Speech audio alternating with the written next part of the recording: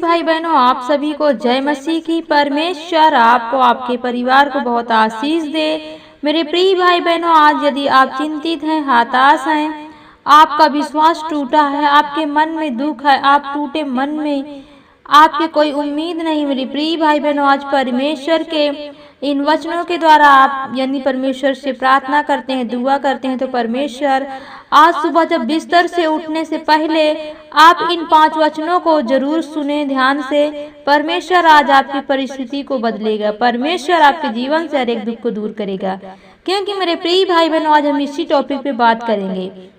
यदि हम सुबह उठने से पहले प्रार्थना नहीं करते हैं, उठते हैं, सारा काम करने लगते हैं और परमेश्वर से प्रार्थना दुआ नहीं करते हैं, तो शैतान हमारे जीवन में अपना काम करना स्टार्ट कर देता है। क्योंकि जब हम अपने सोच, अपने दिमाग से काम करते हैं, तो शैतान हमारे कामों में हमें जो करते हैं वो काम हमारा गलत होता है। जो हम काम करते हैं वो सफलतापूर्वक नहीं होता, उसमें शैतान कोई न कोई अड़चन डालता है।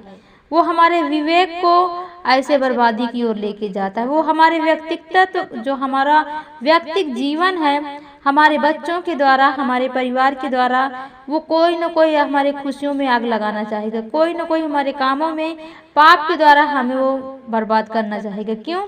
क्योंकि जब हम परमेश्वर से प्रार्थना दुआ नहीं करते हैं, तो हमारे जीवन में शैतान अपना काम लगाना चालू कर देता है। यदि हम सुबह बिस्तर से उठने से पहले जब हम परमेश्वर के वचन को सुनते हैं और परमेश्वर से प्रार्थना करते हैं, दुआ करते हैं, तो परमेश्वर हमारे जीवन में कार्य करता है। तो चलते हैं ऐसे वचन की ओर, जैसे मरकुस 11:22 में लिखा है। यह परमेश्वर का वचन क्या कहता है? यीशु ने उनको उत्तर दिया, परमेश्वर पर विश्वास रखो। पहला नंबर, यीशु ने उत्तर दिया, परमेश्वर पर विश्वास रखो। यहाँ स्वयं यीशु मसीह बात कर रहे हैं। और दूसरा वचन पढ़ेंगे, मैं तुमसे सच कहता हूँ कि जो कोई इस पहाड़ से कहे तू उखड़ जा और समुद्र में जा पड़, और अपने मन में संदेह ना करे, वरन प्रतीत कर ले कि हमने जो कहा वो हो गया, और उसके लिए वही होगा। जो विश्वास के साथ हम मांगेंगे, विश्वास के साथ यदि हम सुबह उठते हैं, दुआ करते हैं, प्रार्थना करते हैं, तो परमेश्वर को जो काम हम सौंपते हैं, परमेश्वर पर विश्वास के साथ हम समर्पित होते हैं, तो हम विश्वास कर लेते हैं कि जो कुछ हमने परमेश्वर से बोला, जो कुछ हमने मन में परमेश्वर से बोला, परमेश्वर हमारे कामों को सफलतापूर्वक करेगा। हम प्रतीत कर लेते हैं, क्योंकि हमारा विश्वास होता है कि हमने जो प्रभु से कहा, प्रभु उसे कर दिया। क्योंकि हम प्रार्थना करते हैं, दुआ करते हैं किसी भाई, किसी बहन के लिए, तो हम प्रार्थना करने के पहले जान लेते हैं कि परमेश्वर इसे तू अच्छा कर चुका है। और जैसे हम प्रार्थना करके भूल जाते हैं, और परमेश्वर उसके जीवन में काम करता है, उसे चंगाई देता है। और पढ़ेंगे तीसरा वचन, इसलिए मैं तुमसे कहता हूँ कि जो कुछ प्रार्थना करके मांगो तो प्रतीत कर लो कि तुम्हें मिल गया और तुम्हारे लिए हो जाएगा। मेरे प्रियो, जब हम परमेश्वर से प्रार्थना करके जो कुछ मांगते हैं, उसे प्रतीत यानी उसे एहसास कर लेते हैं कि हमने जो भी कुछ प्रभु से मांगा वो हमें मिल गया और वो हमारे लिए हो जाएगा। जब हमारा ये विश्वास होगा कि हमने जो कुछ भी मांगा वो हमें मिल गया, तो हमारे लिए क्या हो जाएगा? जो हमारा विश्वास, हमारे विश्वास के साथ परमेश्वर हमारे विश्वास के अनुसार हमारे जीवन में काम करता है। जैसे अब्राहम को विश्वास था कि परमेश्वर मुझे पुत्र देगा तो देगा। उसकी उम्र चली गई, उसके पत्नी की उम्र चली गई, फिर भी वो अपने विश्वास पे अड़ा रहा और प्रतिज्ञा को वो सच्चा माना, और परमेश्वर ने उसे 90 वर्ष में संतान दिया। क्यों? क्योंकि वहां उसका विश्वास, परमेश्वर ने देखा कि इसका विश्वास आज भी मेरे वेदी पर है, इसका विश्वास आज भी मेरे वचन पर है। ये जो जीवन जी रहा है आज, ये मेरे इच्छा के अनुसार जीवन जी रहा है। मेरे प्रियो, जब हम परमेश्वर के वचन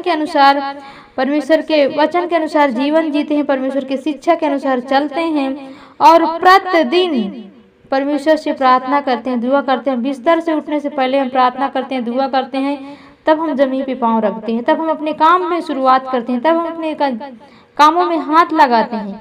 क्यों? क्योंकि जब परमेश्वर पर हम ध्यान लगाते हैं, परमेश्वर से डेली प्रतिदिन जरूर परमेश्वर से प्रार्थना करें मेरे प्रिय भाई बहनों। परमेश्वर के वचन को जरूर सुने ताकि परमेश्वर आपके जीवन में कभी शैतान काम ना करने पाए। परमेश्वर आपकी हिफाजत करे। परमेश्वर आपके जीवन से हर एक घमंड को दूर करेगा, हर एक बुराई को दूर करेगा, हर एक रोग को दूर करेगा।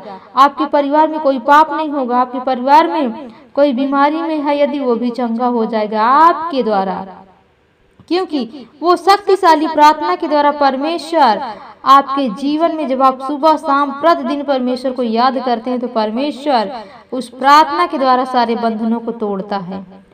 और इसी का अगला वचन पढ़ेंगे, चौथा, और जब कभी तुम खड़े हुए प्रार्थना करते हो तो यदि तुम्हारे मन में किसी के प्रति कुछ विरोध हो तो उसे तो क्षमा करो, इसलिए कि तुम्हारा स्वर्गीय पिता भी तुम्हारे अपराधों को क्षमा करे।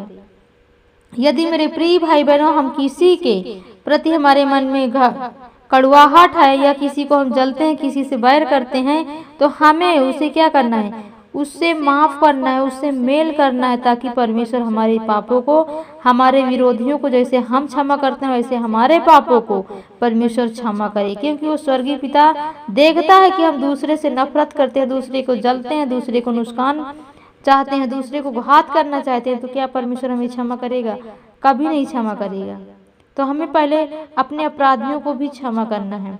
और पांचवा वचन पढ़ेंगे, लास्ट वचन और आखिरी है, इसको ध्यान पूर्वक सुनेंगे।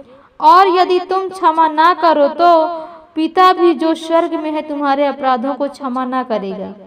यानी जो परमेश्वर है, जो स्वर्ग में है, जो राजाओं का राजा है, जो प्रभुओं का प्रभु है, वो भी तुम्हें क्षमा नहीं करेगा। क्यों?